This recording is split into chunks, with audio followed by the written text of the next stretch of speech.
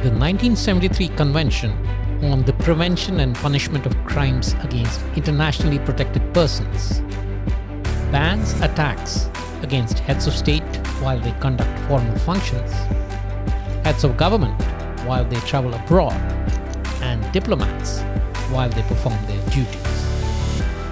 This is the treaty that comes closest to sort of an international law banning assassinations. The US government, though, adopted a ban on assassinations in 1976 when President Gerald Ford issued Executive Order 11905 prohibiting political assassinations.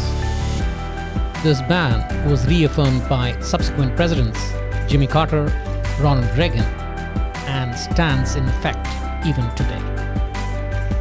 But through the course of the 20th century, there were several political assassinations that had visible and significant impact on the course of history.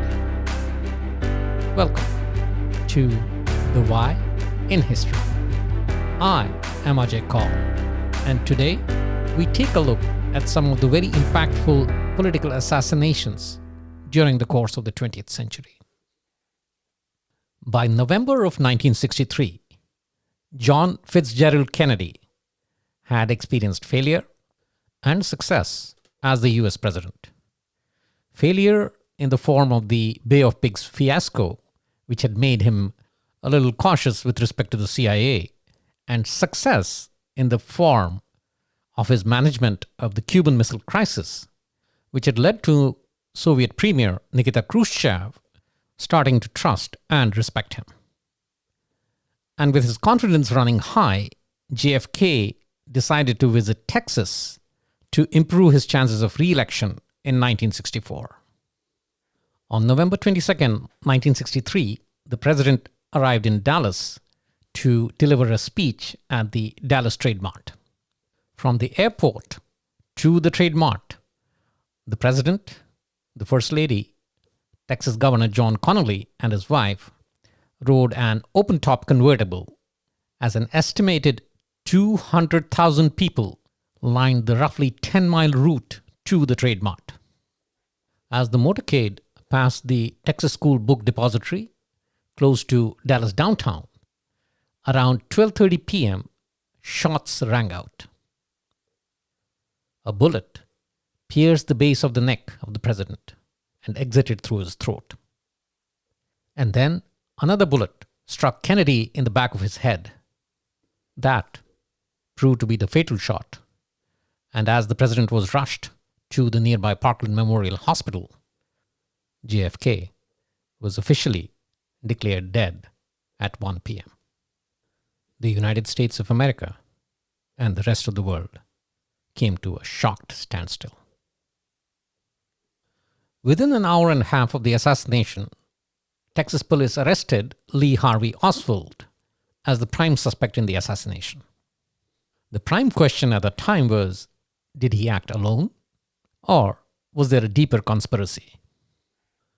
Unfortunately, within 2 days of his arrest, Lee Harvey Oswald was shot dead by Jack Ruby, a nightclub owner, as he was being transferred from the Dallas City Hall to the county jail. Jack Ruby later testified that he killed Oswald to spare Jackie Kennedy from having to testify at Oswald's trial. So the President of the United States is assassinated, and within 2 days, his assassin is also assassinated. All this appeared a little too murky, and the new president, Lyndon B. Johnson, decided to end all speculation, and he established the Warren Commission, named after Supreme Court Chief Justice Earl Warren, and it was tasked with investigating and reporting the facts related to the assassination of President Kennedy and of the death of Lee Harvey Oswald. After about 10 months of investigation, which included closed-door hearings, FBI reports, eyewitness and expert testimony, even viewing of a few films of the assassination shot by bystanders, the commission concluded that Lee Harvey Oswald had acted alone. Oswald was a skilled marksman as he was an ex-Marine and he had fired 3 shots from an Italian-made rifle with a telescopic mount from a 6th-floor window of the Texas School Book Depository. The first shot had entered the president's neck and exited through his throat. The second was the fatal one that hit the president in the back of the head. And the third one was a miss. Now, there was just one problem with this assessment. Along with President Kennedy, Texas Governor Connally also had been shot. And the commission concluded that the first shot that exited the president's throat then hit Governor Connally, breaking his rib, shattering his wrist, and then ending up in his thigh. And this bullet was found on the stretcher in the Parkland Memorial Hospital, completely intact. And that led everybody to call it the magic bullet theory. A bullet that defied physics in its trajectory and then finally landed intact and was found on the hospital stretcher. One of the most critical pieces of evidence in the investigation was 26 seconds of film footage shot by a bystander named Abraham Zapruder. And these 26 seconds included a very clear vision of the presidential assassination. But the actual footage of the fatal shot was withheld from the public for a long time. And it was only in 1975 that Geraldo Rivera got a hold of the copy of the original Zapruder film and played the complete version on Goodnight America.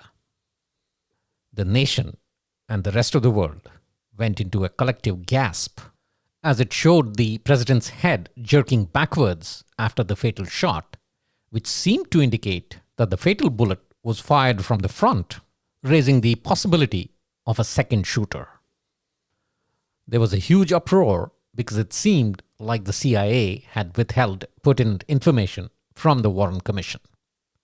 And this led to the establishment in 1976 of the House Select Committee on Assassinations to specifically investigate the assassinations of President JFK and Martin Luther King Jr.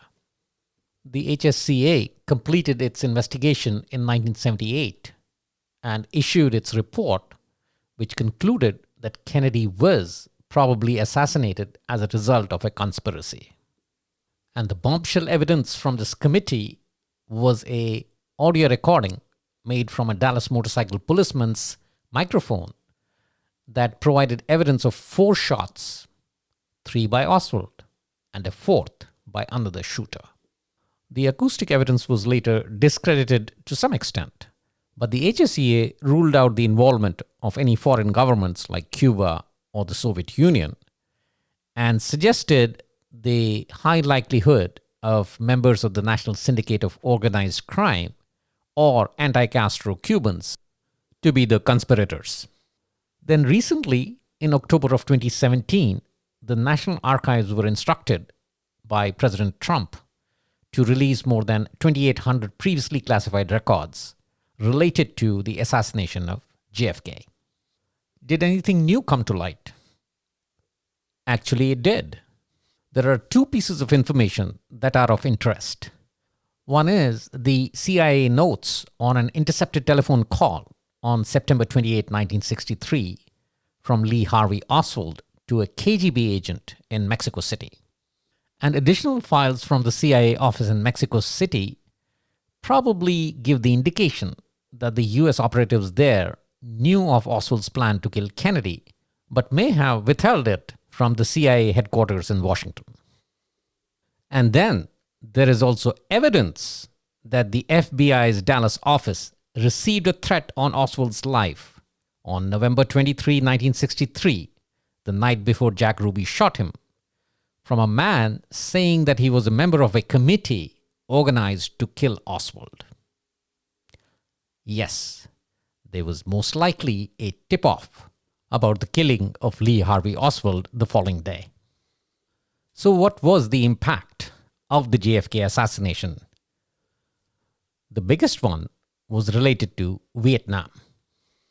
Based on declassified documents from November 20, 1963, it is clear that President Kennedy wanted all military personnel out of Vietnam by the end of 1965, unless there were justified exceptions.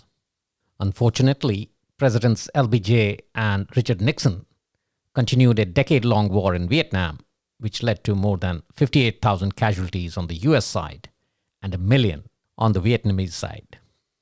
The second major impact was on the Cold War itself. After the Cuban Missile Crisis, Nikita Khrushchev and Kennedy had developed a one-on-one relationship with each other, which had created an element of trust between the two sides. But with LBJ in the White House, the Soviets returned to their Cold War stance, and the aggression and the hardline continued into subsequent administrations. The first Arab leader to visit Israel was Anwar Sadat of Egypt between November 19 and 20, 1977. And just for context, it was his predecessor, Gamal Abdel Nasser, who had led the region in refusing to recognize Israel as an independent nation since its birth in 1948. And to make sure Israel treated him seriously, Sadat launched a military attack in coordination with Syria to retake the territory that Israel had taken after the Six-Day War of 1967. This led to the Arab-Israeli War of October 1973, in which the Egyptian army was able to achieve a tactical surprise over Israel. Though Israel ultimately staved off the advances by Egypt, but Egypt was able to retake some territory from Israel. And having achieved some prestige in the region, Sadat then started to lay the foundation for long-term peace in that region. So when he traveled to Jerusalem in November of 1977, Anwar Sadat lay his plan for peace in that region before the Israeli Knesset. Needless to say, there was strong opposition to the initiation of the peace process across the Arab world and the Soviet Union. US President Jimmy Carter then intervened and mediated the negotiations between Sadat and Israeli Prime Minister Menachem Begin that resulted in the Camp David Accords of September 17, 1978. Both Sadat and Begin were awarded the Nobel Peace Prize in 1978, and they continued their political negotiations, which led to the signing on March 26, 1979, of a peace treaty between Egypt and Israel, the first between Israel and any Arab country. Anwar Sadat had achieved what nobody believed achievable within the Middle East. And as expected, the treaty didn't go well with the extremists within Egypt and the rest of the Arab world. Egypt was suspended from the Arab League from 1979 to 1989, and there were calls for his overthrow as the president of Egypt.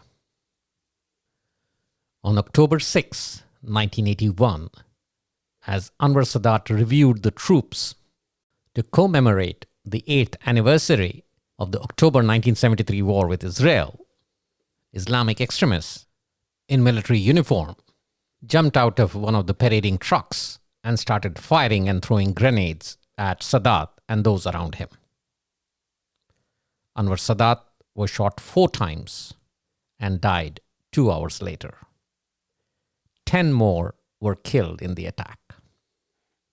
The assailants were led by a lieutenant in the Egyptian army, Khaled el-Islambouli, and he was connected to the terrorist group Takfir wal Hajira. Eventually, charges were brought against 25 men who went into trial in November of 1981. Islambouli and 4 others were executed in April of 1982, and 17 others were sentenced to prison time. Now, Sadat was well aware of threats to his life, but he did not withdraw from public eye, believing that it was important to his country's well-being that he be open and available. A total of 4 US presidents were present at Anwar Sadat's funeral. The president in office, Ronald Reagan, and former presidents Jimmy Carter, Gerald Ford, and Richard Nixon. And what was the impact of Sadat's killing? Well, just a few weeks later, Israel's defense minister, Ariel Sharon, asked the military intelligence experts on how the new Egyptian president, Hosni Mubarak, would react to an invasion of Lebanon by the Israeli army. The invasion was intended to destroy the Palestinian Liberation Organization and drive the Syrian army out of North Lebanon. Their response was that Mubarak would do little or nothing. And they knew very well that had Sadat been in office, he would have walked out of the peace treaty that had been signed earlier. So, assured by the intelligence assessment, Ariel Sharon embarked on the June 1982 invasions that led to massacres in some Palestinian refugee camps, suicide bombings of US embassy, and other attacks which finally led to the creation by Iran of Hezbollah in that region. Now, our next story has some incidents which some listeners may find disturbing, so listener discretion is advised. As the Belgian colonial era in the Democratic Republic of Congo came to its end in 1960, it was the Congolese National Movement, or the MNC, that was at the forefront of Congo's struggle for independence. Its young and charismatic leader, Patrice Lumumba, was at the forefront of negotiations to get the Belgians to grant independence to Congo by June 30, 1960. Subsequently, Lumumba was elected by the Congolese parliament to serve as the first prime minister of the Congo. As he took over as the prime minister, he sought to create a national identity for the citizens. And he felt that one way to attain that was to remove all colonial ideologies and bureaucratic structures. Essentially, he was looking to Africanize the Congo, and that caused a lot of concern among elite Belgian politicians and businessmen. Unfortunately, immediately after he took over as prime minister, some units of the army rebelled, mainly because of the disparaging remarks made by the Belgian commander of the armed forces, Janssens, who was later dismissed by Lumumba. Taking advantage of this confusion, Moise Tshombe, a politician from the mineral-rich province of Katanga, announced that he was ceding from the Congo. Belgium saw an opportunity and promptly sent its troops under the guise of protecting Belgian nationals in the army rebellion. But they primarily landed in Katanga to provide support to Tshombe's secessionist regime. Belgians back on his nation's soil was the last thing Lumumba wanted, and he promptly went to the United Nations for help. A Security Council resolution was passed asking the Belgians to leave the Congo, and UN Secretary General Dag Hammarskjöld decided to send a UN peacekeeping force to ensure restoration of order and securing of the territories. But the Belgians did not leave, and Dag Hammarskjöld tried to follow a passive diplomatic route to get Katanga to rejoin the Congo. Frustrated with the United Nations, Lumumba paid a visit to Washington, D.C. in July of 1960. His hope was to get some military and financial aid from the United States so he could assert control over his country. He tried to seek audience with President Eisenhower, but he was denied. He asked if he could meet Democratic presidential candidate JFK, but he was denied that too. Exasperated, he returned to the Congo, having failed miserably in his mission. And at this point, he made an overture towards the Soviet Union for aid. And he made it very clear that he had no communist intentions. He was just looking for military and financial aid from someone who could provide. Around this time, the CIA and the Belgians started projecting Lumumba as a communist. While none of them had any concrete proof to back that claim, the most likely reason was to get President Eisenhower's attention amidst the Cold War tensions.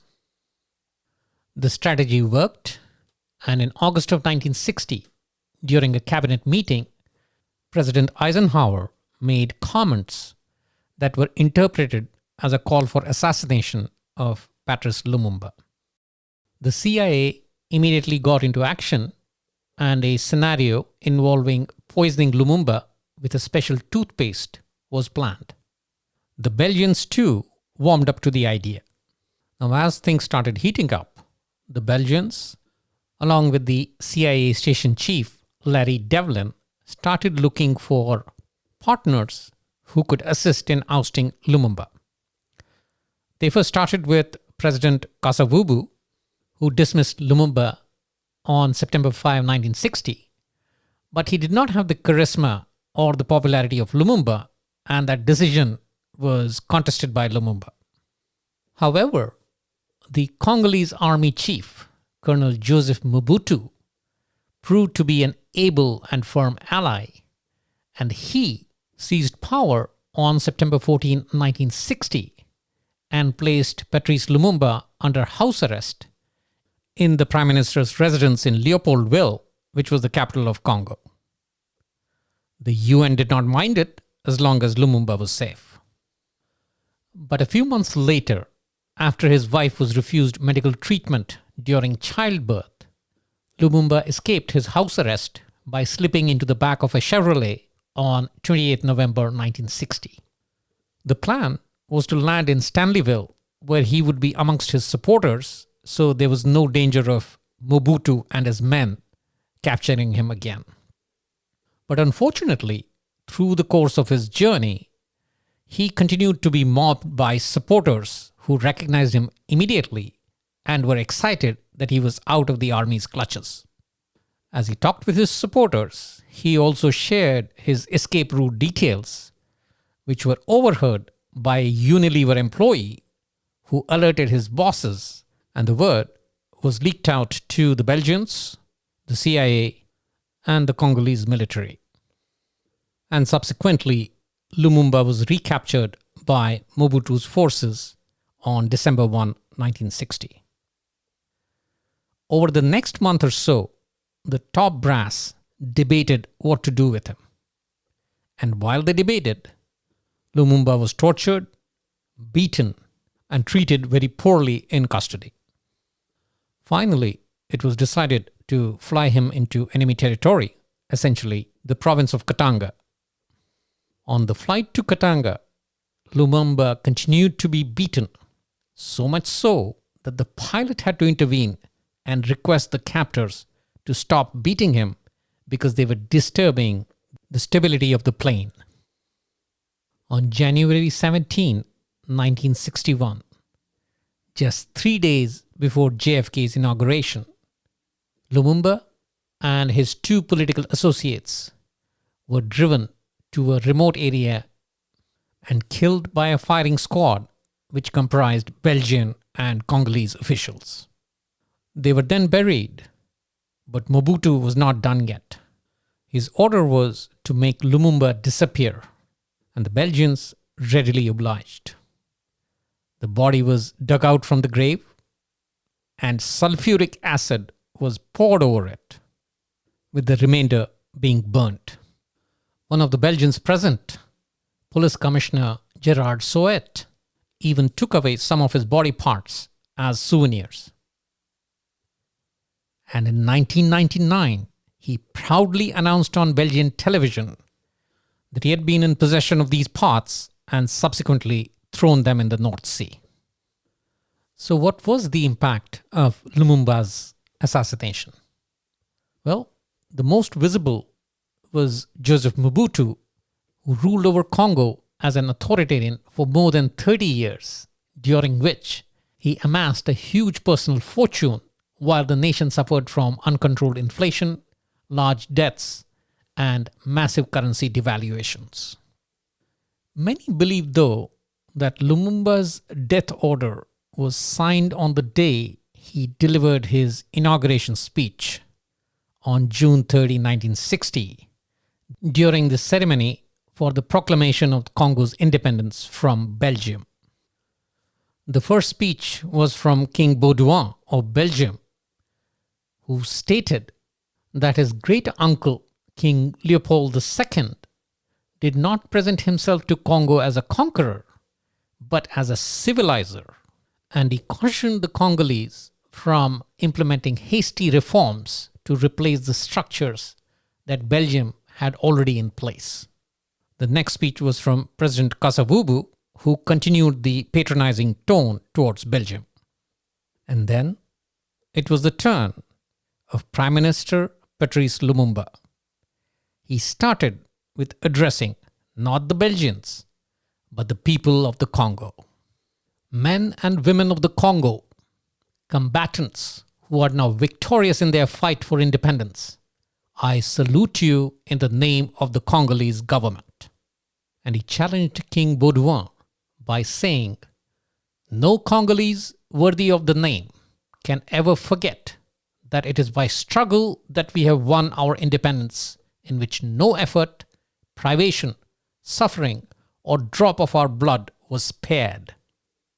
And he went on to state, we have seen our land seized under the terms of what was supposedly the law of the land. Followed by one of the most important lines, we have not forgotten that the law was never the same for the white and the black. It was lenient to the former, but cruel and inhuman to the latter.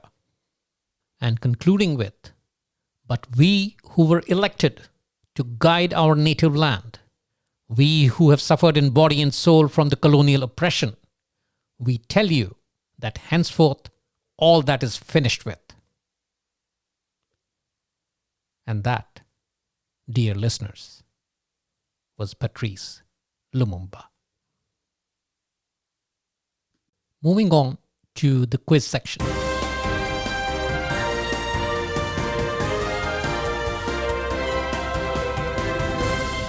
Question from the previous episode. Based on capital raised, which Silicon Valley firm has had the most successful IPO of all time? Meta, formerly Facebook, raised $16 billion in capital during its May 2012 IPO, making it the biggest among Silicon Valley firms to date. So the answer is D, Meta/Facebook. Question for the current episode. What part of Patrice Lumumba's body was returned to his children after 61 years by Belgium? Was it A, a finger bone, B, a fingernail, C, a tooth, or D, hair? Once again, what body part of Patrice Lumumba was returned to his children after 61 years by Belgium? Was it A, finger bone, B, fingernail, C, a tooth, or D, hair? The answer will be provided in the next episode. That's all we have in today's episode. In the next episode, we look into the history of the world's second most popular sport. Yes, it will be the history of cricket. So don't forget to tune in. And in the meantime, stay safe and keep exploring the why in history.